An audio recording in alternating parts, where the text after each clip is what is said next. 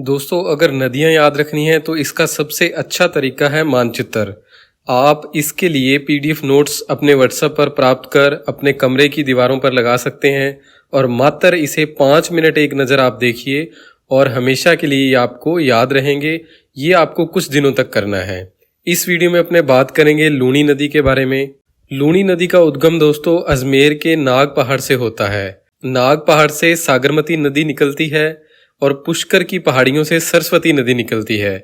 आगे जाकर अजमेर के गोविंदगढ़ नामक स्थान पर ये दोनों नदियां आपस में मिलती हैं और इसी स्थान पर इस नदी का नाम लूनी नदी हो जाता है। इसका जो प्रवाह क्षेत्र है दोस्तों, यह सबसे पहले अजमेर जिले में, उसके बाद नागौर, ब्यावर, जोधपुर ग्रामीण, बालोतरा, बाड़मेर और सांचौर। इसके बाद यह गुजरात राज्य में चली जाती है और अंत में जो अपना जल है ये कच्छ के रण में जाकर मिला देती है। ये इसका प्रवाह क्षेत्र है, याद रखिए, ये इम्पोर्टेंट है। अब बात करते हैं लूनी नदी की जो सहायक नदी हैं उनके बारे में। सबसे पहले जो लूनी नदी का उद्गम होता है दोस्तों अजमेर में, उसके बाद इस पर एक बांध बना हुआ है जसवंत सागर बांध, जिसे पिचायक बांध के नाम से भी जाना जाता है। यह बांध पिचायक बिलाड़ा जोधपुर ग्रामीण में बना हुआ है। अब आगे बात करते हैं लूनी नदी की जो पहली सहायक नदी है जोजड़ी नदी। इसका उद्गम पांडलू गांव नागौर से होता है और यह खेजड़ली खुर्द गांव जोधपुर ग्रामीण में आकर लूनी नदी में मिल जाती है। जोजड़ी नदी दोस्तों लूनी नदी में मिलने वाली एकमात्र ऐसी नदी है जो इसके दाईं ओर से मिलती है। अब आप दायां बायां किस तरीके से पहचानोगे, तो अपने कह सकते हैं कि इस साइड तो इसका दायां भाग है और दूसरी साइड क्या है, ये बायां भाग है। इससे आप समझ लीजिएगा। जोजड़ी नदी इसके दाईं ओर से मिलती है। अब अपने बात करते हैं इसकी बाईं ओर से मिलने वाली नदियों की। पहली नदी है दोस्तों लीलड़ी नदी। आप देख सकते हैं इसका जो कलर है वो भी इसी तरीके से रखा गया है कि आपको याद रहे। यह जवाता ब्यावर से निकलती है और जोधपुर पाली की सीमा पर जाकर लूनी नदी में मिल जाती है।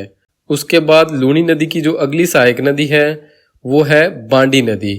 बांडी नदी दोस्तों फुलादा गांव की पहाड़ियों से निकलती है पाली जिले से और लखासार गांव जोधपुर ग्रामीण में यह आकर लूनी नदी में मिल जाती है। इस पर इम्पोर्टेंट है, आप याद रखिएगा, हेमावास में एक हेमावास बांध बना हुआ है बांडी नदी पर। बांडी नदी की दोस्तों एक सहायक नदी है गुहिया नदी।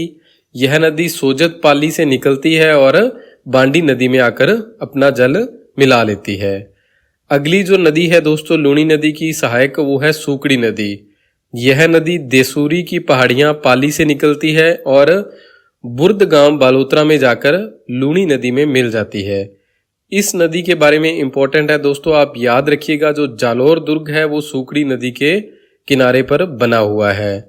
दूसरा, सूकड़ी नदी के ऊपर ही एक बांकड़ी बांध बना हुआ है। आप याद रखिएगा, सूकड़ी बांकड़ी, यानी कि सूकड़ी नदी के किनारे पर बांकड़ी बांध बना हुआ है।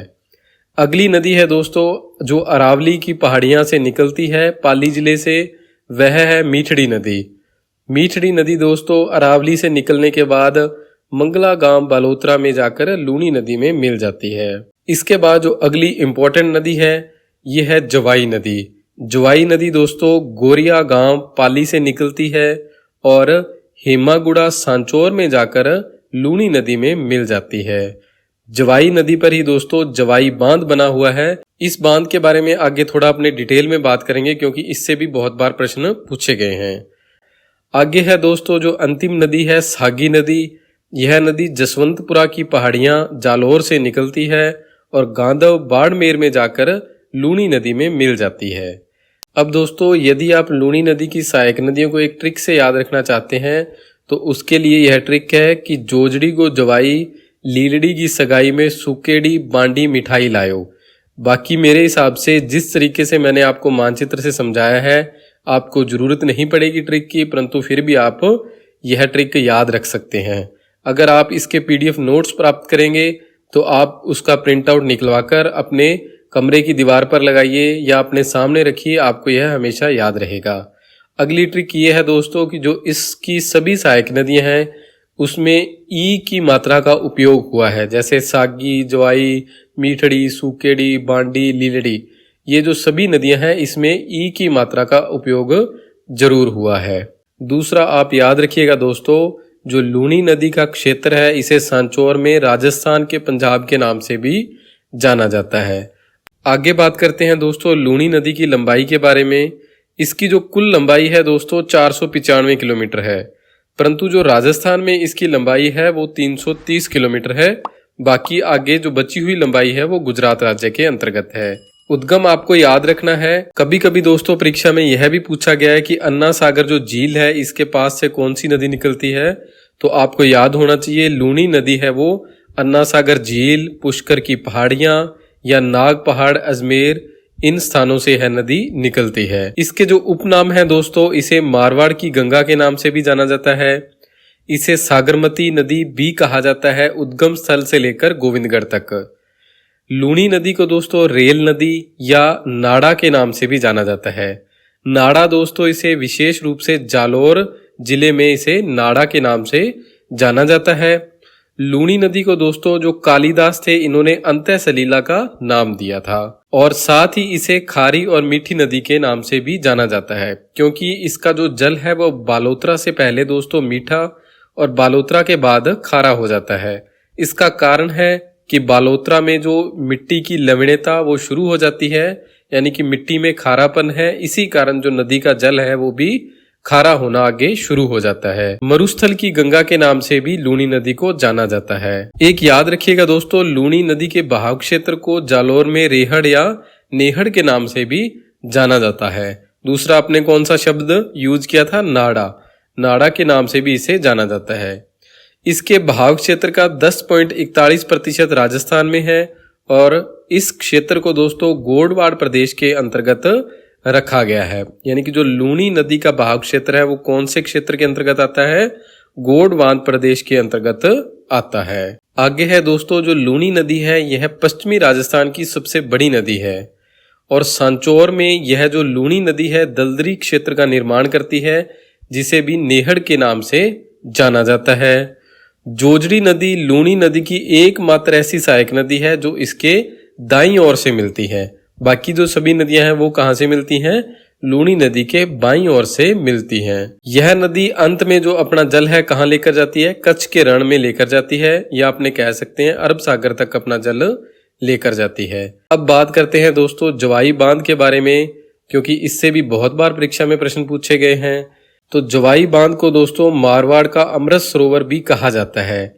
इसकी नींव दोस्तों 13 मई 1946 को जोधपुर के महाराजा उमेद सिंह ने रखी थी।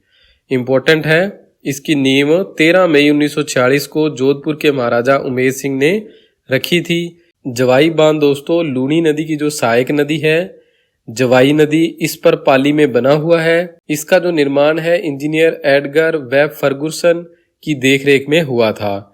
राजस्थान के गठन के पश्चात 1956 में यह बांध अभियंता मोती सिंह की देखरेख में पूर्ण हुआ था। यानी कि जो इसका निर्माण जो कंप्लीट हुआ था वो अभियंता मोती सिंह की देखरेख में 1956 में पूरा हुआ था। दोस्तों एक सेई बांध उदयपुर का प्रथम बार जल 9 अगस्त 1977 को जवाई बांध में डाला गया था। ये भी आप याद रखिएगा। जवाई बांध की जो जल क्षमता बढ़ाने के लिए 1971 में सेई बांध परियोजना बनाई गई थी। उदयपुर की कोटड़ा तहसील में बने सेई बांध से पानी जवाई बांध में लाने के लिए पहाड़ से 7 किलोमीटर लंबी सुरंग बनाई गई थी, इसलिए ये इम्पोर्टेंट हो जाता है। जवाई बांध दोस्तों जल अभ्यारण्य की दृष्टि से पश्चिमी राजस्थान का सबसे बड़ा बांध है। यह पाली व जोधपुर में जलापूर्ति का मुख्य स्रोत है। अब दोस्तों अगर आपको हमारे यह कलर्ड PDF नोट्स चाहिए तो आप हमें व्हाट्सअप कर सकते हैं 8619845353 पर। अगर आपको हमारी वीडियो अच्छी लगी हो तो प्लीज़ इसे लाइक, शेयर और कमेंट जरूर कीजिएगा। हम आपके कमेंट्स का इंतजार करेंगे। आप सभी का बहुत बहुत धन्यवाद। जय हिंद, जय भारत।